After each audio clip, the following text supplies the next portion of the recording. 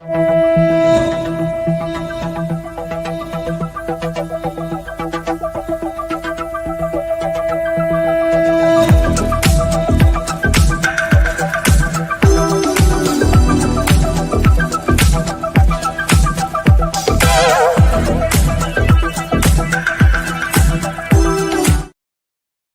day out there to all my listeners, and I'd like to welcome you to Is Your Way in Your Way podcast. And for those new listeners out there, I'm your host, and my name is Cassandra Crawley, Mayo. And also for those new listeners that may not know, the name of my book is titled Is Your Way in Your Way. It's a self-discovery guide for women on how to restore yourself, learn from your experiences so that you may be your true self again. And we talk about topics related to what I say, self-improvement, empowerment, and also to give you an opportunity to reflect on some things that have occurred in your life. And also my prayer has always been that when someone listens to one of my podcasts, they'll all of a sudden pivot and say, you know what? I'm going to get out of my way and I'm going to do something that I've always wanted to do. And so today I have a special guest, and we're going to talk about get unstuck by reclaiming your power. But let me ask you this. What if the reason you feel stuck isn't about fear, but because you gave away your power? You gave it away quill by quill. So today's guests know exactly what that feels like. Deborah Weed went from producing million-dollar shows for the world's biggest brands to being bedridden by a devastating misdiagnosis. But her story didn't end there. Out of the ashes, she gave birth to Paisley the musical, a haute couture Broadway spectacle that's now not just a show, but a call to reclaim your voice, your worth, and your dreams. If you ever felt like the world told you to stay small, stay silent, or stay still, this episode will reignite that fire that you have. So let's welcome the powerhouse, the creative visionary, and the spark behind the global self-worth revolution, Deborah Weed. Hi, Deborah. Hey, Cassandra. Thank you so much. That was awesome. I was like, who was that? Who is I, it? I know who is that person. That's right. That's right. Well, I am so happy that you're on the show, and I am looking forward to the insight that you're going to share. And I'm certain there's some things about your story and how you overcame them will resonate with many of my listeners, and that will enable them to, like I said, pivot and say, okay. Now, I want to read a little bit, just a little more about you, because I think this is important. Now, but instead of surrendering to your defeat, you reignited your inner spark and created Paisley the musical. The Broadway bound haute couture production dares women to reclaim their creativity, their voice, and self-worth. And we talked about your $1 million production and how you are leading a global movement to help others recover the quills that they have given away, those symbols of identity, purpose, and power. So your story is a living testimony of what happens when you stop dimming your light and start designing your own dreams. Deborah, let me ask you, I want to know about your backstory a bit. And because this information is going to parlay into what we're going to talk about, because I believe it was something in your backstory is the reason why you're doing things in this day and time. So tell us a little about, because you staged the Sticky Bun Bandits as a youth. So that means something was going on. Tell us about that. Yes. Well, first of all, if you can imagine, I was tremendously sensitive and an empath, as so many women are, or little girls are, right? So Okay. when I got older, I was like, I'm going to go corporate. I am going to go show you. You call me sensitive? You have the audacity to call me sensitive? I'll show you. So I became the director of development for Citibank, 19 branches, and worked on a $26 million pavilion for Daejeon, Korea. But When I was there, Cassandra, in the corporate world, taking a sensitive soul and putting it over here, it didn't work. I didn't smile. I didn't smile at all. I wore the corporate outfits and I had the attitude, but this is where my creativity started to call me back. Well, let me ask you this before you go further. Yes, When you were younger, who called you sensitive? Like, where did that come from? oh my gosh, everybody, all my friends, Everybody. my friends, because I was a natural social worker. I was that type of kid that just wanted to make sure that everybody was okay. And Okay. by doing that, it was perceived as sensitivity. And I, as a child at least, wanted to overcome what I thought was a weakness. Now I don't. Now I think it's All right. power. But at the time, it was like, let me get into corporate until I realized I'm an artist. I am an artist in my soul. I love storytelling. My mother, this is kind of like interesting factoid. She was one of the first people in Miami to have a talent agency. Oh. So ever since I was 16, I was always coming up with musicals, interactive theatrical things, murder mystery weekends. She would actually put them together, but I was the one creating them ever since I was young. Wow. One of the things that recreated with the Sticky Bun Bandits, which was one of my first productions that I ever did, was every single show or musical that I did for children was always for a reason. And the Sticky Bun Bandits, the reason is I wanted to teach little kids about what solutions meant. So every song, every action was to really give them the idea that they could come up with a solution on their own and how empowering that would be. Wow. For solutions. Wow. That's amazing. So then you went into, like you indicated, the you went into corporate. Yes. Yeah. And obviously you had a lot of solutions for corporate because you worked alongside Universal Consultants, alongside Disney and that $26 million pavilion. And but you're no longer doing that. Why not? What happened? Well, I had a health challenge that kind of like talk about pivoting. Yes. Talk about pivoting. I didn't even have a choice. I went from the top to having being misdiagnosed and in bed for 3 years.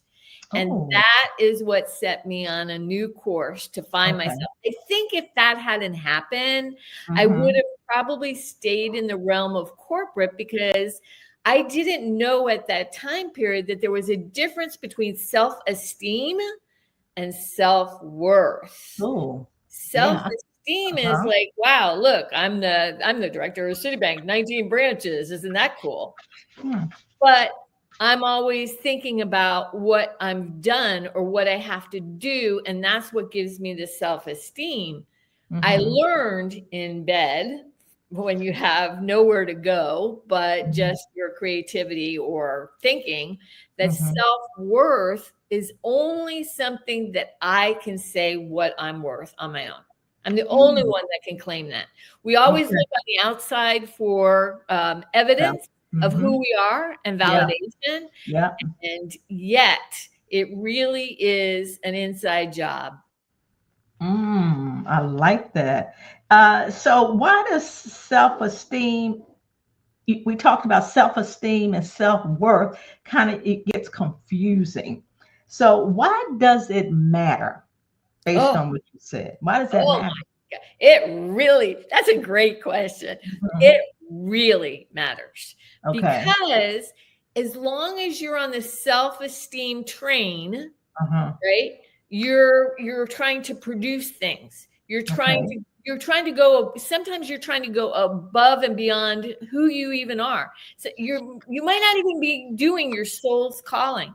You might so interested in the self-esteem so that you could say, look at what a good job I did or do, that you totally forget who you are.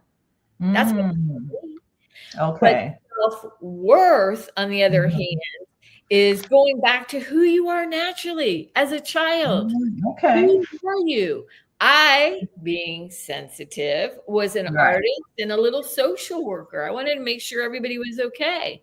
And here I Okay. go in corporate. Now, I was good. I was really Really good. good, Oh, right?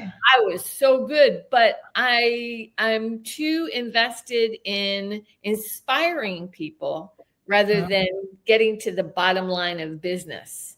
And those two things, at least for me, didn't meet my personality or suit my personality.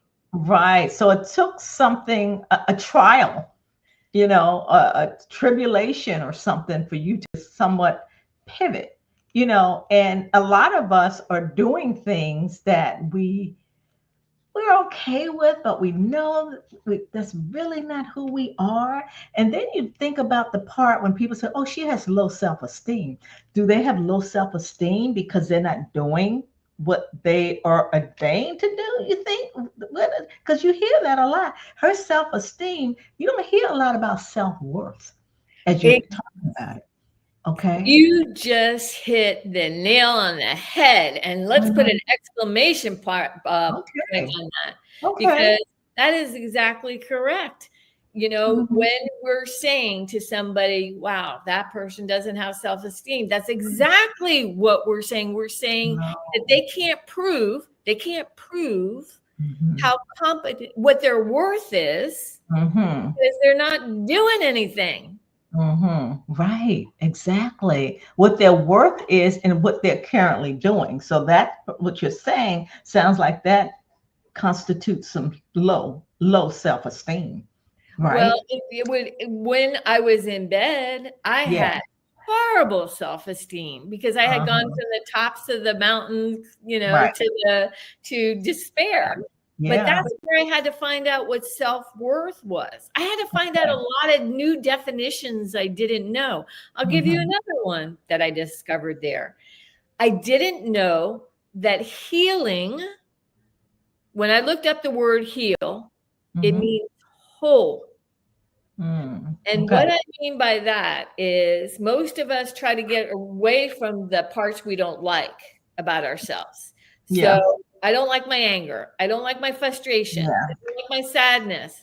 I'm going to shove that down, and I'm going to make that as if it doesn't exist. Have I healed? Am I whole? Yes, that's good. Wow. Okay. So you were bedridden for how long? 3 years. Okay, for 3 years. While you were bedridden, you said that you did a lot of thinking, soul searching. What happened to get you out of that bedridden state? Because you sound like you got up and you'd start doing things that you knew that you were somewhat born to do. And a lot of it maybe had to do with when you grew up. When you get misdiagnosed, and especially with what happened with me, I had doctors giving me all kinds of diagnoses that were incorrect. I had been in excruciating pain, Cassandra, excruciating pain. I couldn't move. I was weak. And one doctor would say, you have MS. Then the next doctor said you had Lou Gehrig's. Then the next doctor said it was all in my head. Now, I am a very smart person, have been in corporate, and now I'm not being heard. Talk about power being away. My power was like, somebody took it and ran, and it felt like I had nothing left.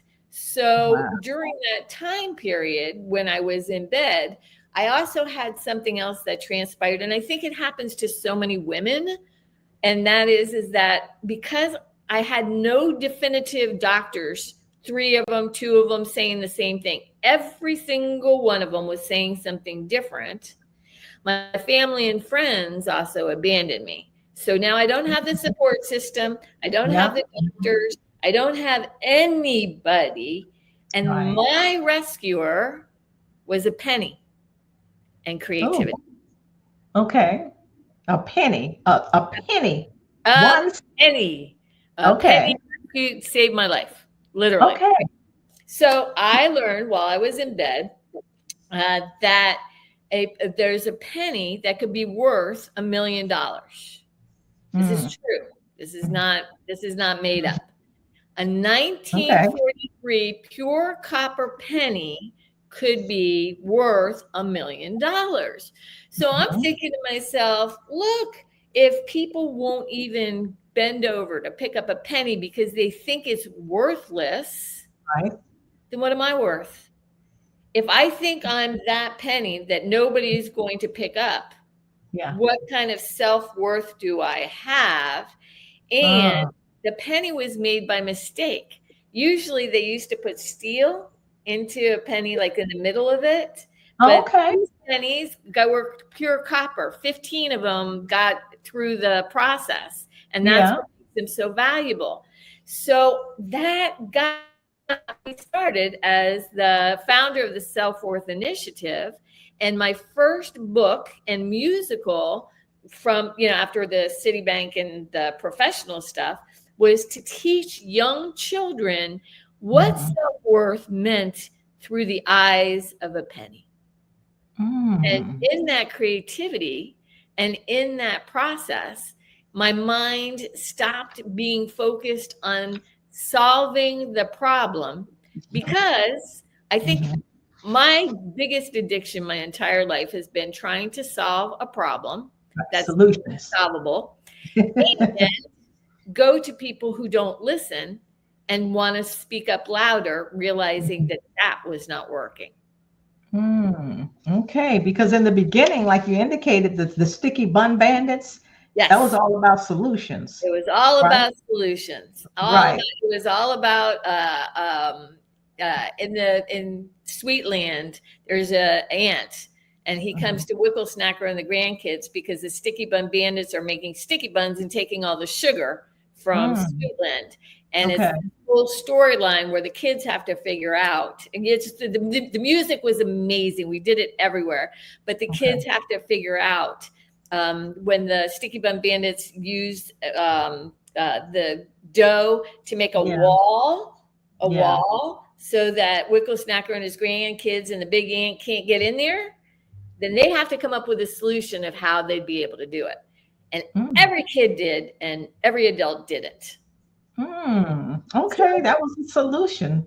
Yeah, wow. It's a solution. So it's like, so if I was asking your audience, let's take a second, or your listeners. Okay, so there's this wall of dough. There's a sticky bun bandits inside, and the Whipplesnacker and Big Ant and his grandchildren need to get in. How would they do it? How would they do it? Wow. So what you say, everybody figured out the solution eventually. Yeah, the answer is that they'd eat their way through, and that's how the kids get it, and they just loved it. But when you hear the music and you understand how much of an impact it was, just like a fun way to teach solutions to young kids. And then the next one with a penny, a fun way to teach self-worth to kids and their families. Okay.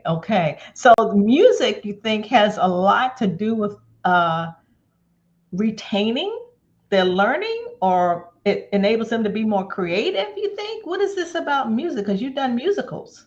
Subconscious. It's subconscious programming. Think about when I don't know if you've gone to Wicked. I don't know if you've gone to any musical or anything that you love. How often when you're in a problem do you sing Defying Gravity?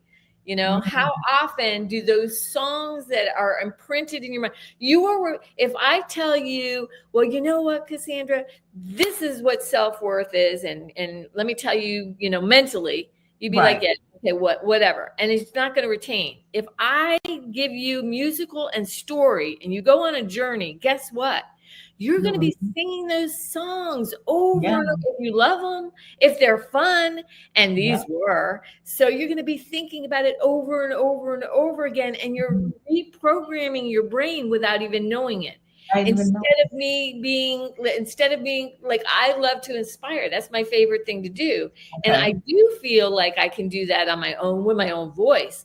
But trust me, when you are, when you're laughing and then crying and then singing, it actually changes the cellular, components of your body. Wow. That could be why I was so in love with The Wizard of Oz. Yes.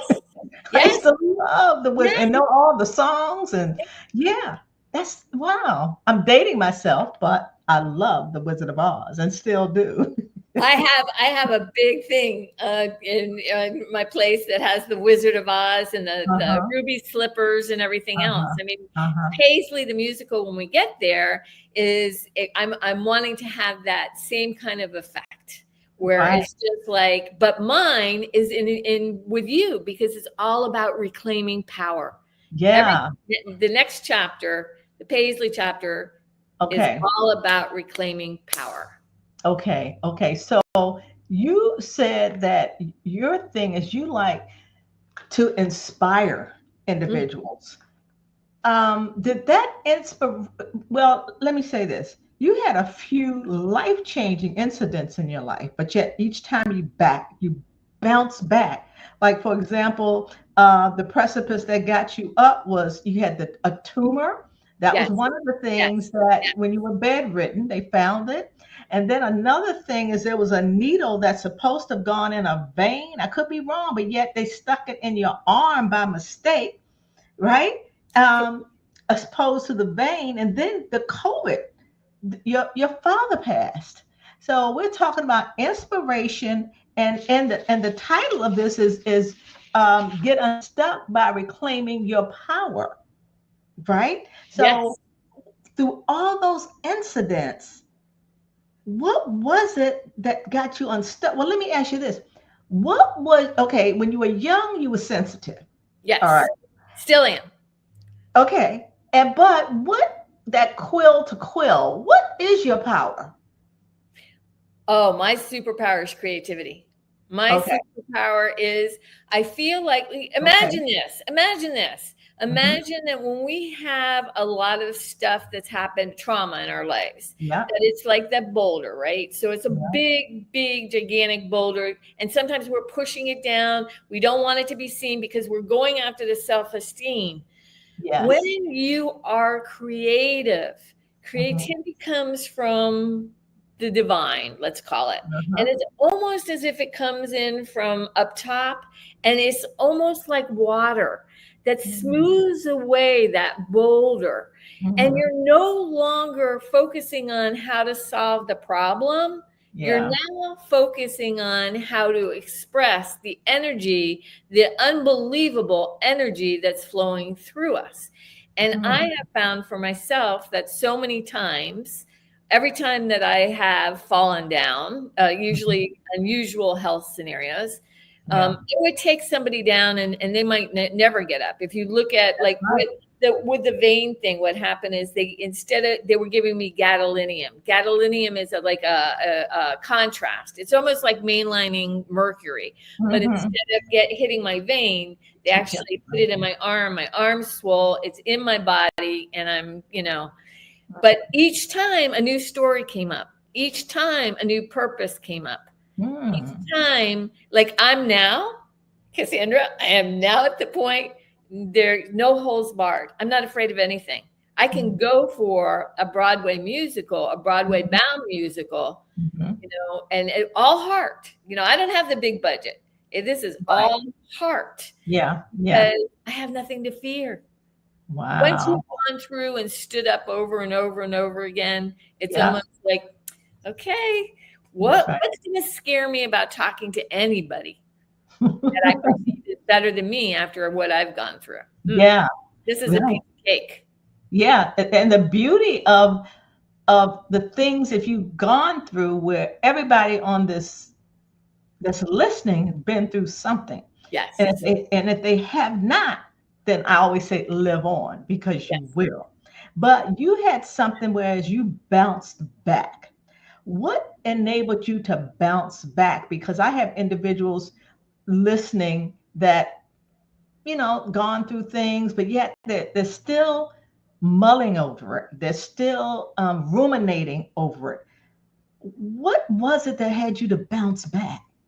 Okay, I'm going to answer that question, but then I want to circle back to something you said. It was my dad. I had a very sage dad who was so creative in how he explained things to me, and that's another one of my superpowers. For example, for the people that you just mentioned, I felt like that many times. And my dad said to me, Deborah, you know what? Disappointment is the quasi emotion that takes people down every time. And I'm going to tell you why. He said the reason why is because when you're excited, like I'm working on something, I'm really excited about what it is. I've got adrenaline in my body. I've got endorphins in my body. I am so excited. It's chemicals. I'm a walking chemical factory, right? But when I hit a wall, all the feel-good chemicals leave my body. Yeah. And when they leave my body, I'm not conscious of it. I call it failure, but it's really a chemical reaction or chemical depletion. But I don't know it. So I get back up and I try again. And I've got all the feel-good chemicals going on. And I'm like, okay, this time I got it. Yeah. And I hit the wall again. And guess what happens? All those feel-good chemicals get depleted. And when they get depleted, if this happens enough times, we in society say you failed, or you're a failure, or it's never going to work, or whatever, because we want to protect ourselves from the chemical reaction. Yeah. And so then I'm like, well, Dad, if that's the case, how do you overcome that? What do you do? I know. And he said to me, this is where it's the fake it until you make it. Because if you understand that this is just that the reason you don't want to ever try again, just because you don't like the depletion of the chemicals, then at least you can try again because at least you know. So my dad was my super weapon, I guess you would call it, because he would always come up with, I mean, like I've got so many of these quirky things that he told me that I had never heard before. And it's like, wow, that is so true.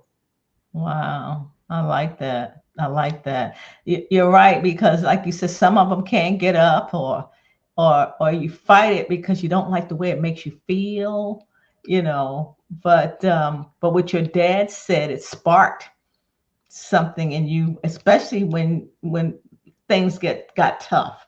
You really remember the things that your dad shared with you. Oh, yeah. And I'll tell you the best one. You tell me when to say it, and I'll tell you another one, because this one I think is really powerful for any listener. Okay, well, I want to hear it now. Okay. So when I was in despair in bed, and I'm thinking to myself, oh my God, Cassandra, I'm one of these people. I'm kind of like a natural muse. I can see somebody, I see their talent, and I'm able to help them fly. And I had helped so many of my friends fly, and yet I'm in bed. And I come to my dad in total despair going, how could this happen? How could I want to do such good in my life? All I want to do is good. And then I'm in bed, stuck in pain, not knowing what's wrong. And all my friends are out there living their best lives because I helped him. I'm not saying it's because of me, but I was a good champion, a good cheerleader. So he said to me, okay, Deborah, go get a bowl of water and some food dye. And I'm like, Dad, I just told you I'm in despair. And you're asking me to get a bowl of water? What is this? But I did as he said because I know him well. So I get the water and he tells me, take the food dye. I want you to put, I picked blue, of course. I want you to put some food dye in there. I put in 2 or 3 drops. And he said, now I want you to go ahead and stir it. So now I'm stirring the water and it's all blue. And he says to me, okay, my daughter, now what I want you to do is I want you to get those 3 drops of blue that you put in the bowl. And I'm like, Dad, it's impossible. Yeah. And he's like, exactly. It's impossible. Every time you encouraged somebody or made a difference in their life, there's 3 drops of you in that person. So you might think that you're lying in bed, but you're saving the world. You're doing your thing, because every person who you've touched or inspired has that part of you in them. And it's impossible to take that out. And every person who's touched your life, it's the same thing. I love that. I love that. That was beautiful. Thanks, Dad, right? Thanks, Dad. Yeah. Thanks. Yeah. Wow. That's amazing, because you're right. You can't, yeah. Wow. That was a powerful statement, I tell you.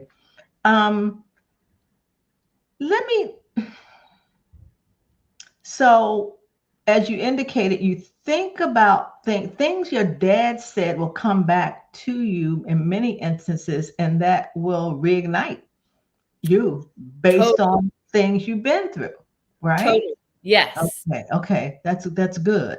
Now, let me talk about your power, reclaiming your power. You know what your power is. There are listeners, even though we have this as reclaiming your power, is not sure. How did you know your power, whereas that may help somebody listening get to know what theirs is and hold it and recognize it and claim it? Well, okay, so I have to go a little bit into Paisley and a little bit in the musical so that I can swing back to that, because I always think in metaphor. That's just how I roll. And I needed a character that would really show what giving one's power away would be. And for me, it was a porcupine. And the reason why is because porcupines, usually they put their back to the world, right? They put their quills up to protect themselves.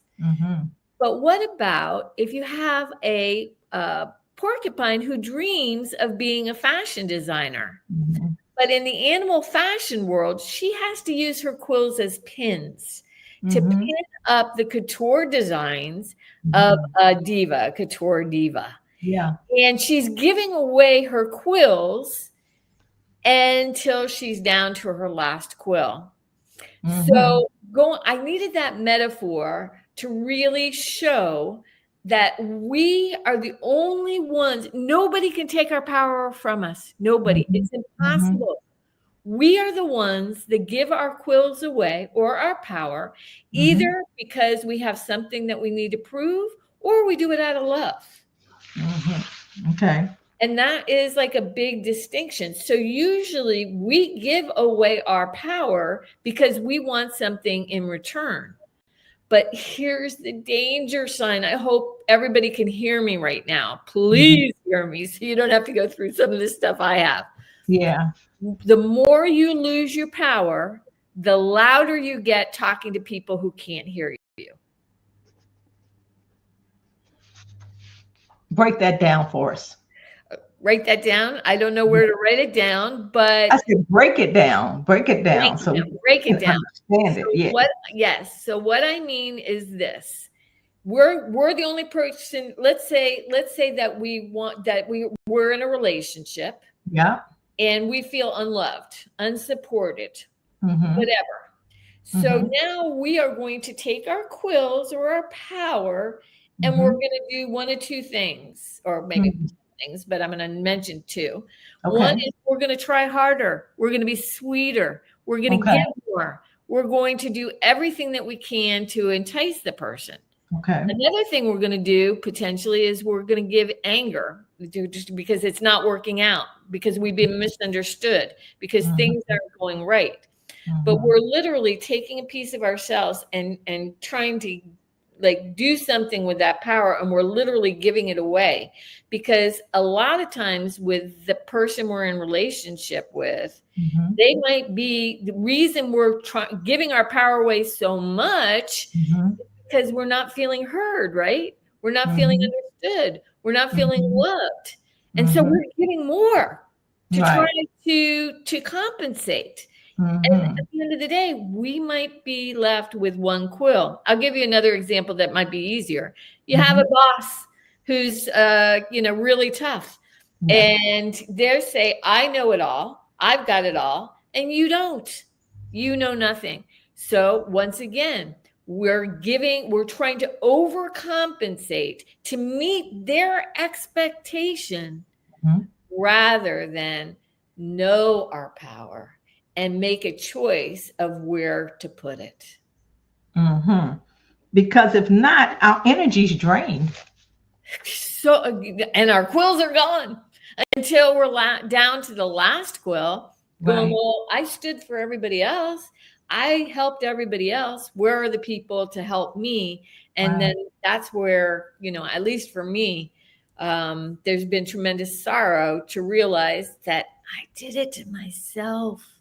Right. Right. It's kind of like, and I'll use this little analogy. Many of my listeners are aware that when I was in corporate, I actually grew up during the civil rights movement, and I became uh, what some people call tokens. I Oh, was hired because I was an African, I was Black, oh, really? and Oh, that's not so so much that I was qualified. And so I climbed the corporate ladder, even though I was able to do the job. But what I did, because that's what people thought, I gave away my power, overcompensating to prove that I was qualified, and I got burned out. Okay. exactly. That Right. is exactly what I'm saying. Right. So what you're saying is, you know your worth. So you don't Yes. have to prove anything. Just do you. Yes. Right. Okay. I like that. Yeah. Yeah. That's amazing. That is amazing. So that's why you say reclaim it. That's why Yes. you talk about the penny. Penny's worth millions. Right. Right. Claim it. Know that. And I tell you, I have a friend that collects pennies, and whenever he sees a penny, he saves it. He keeps it, and the reason he keeps it because it says, "In God we trust." That's what I know. Me too. Me too. I'm so So glad when you he said sees that. that energy just rises and like, Yes. okay, God and I, the divine and I are connected. And that just brings him life. So I get it. And I know my listeners are now, based on the metaphors you use, the analogy, that they're getting it. So no need for low self-esteem. Just Right. demonstrate your worth.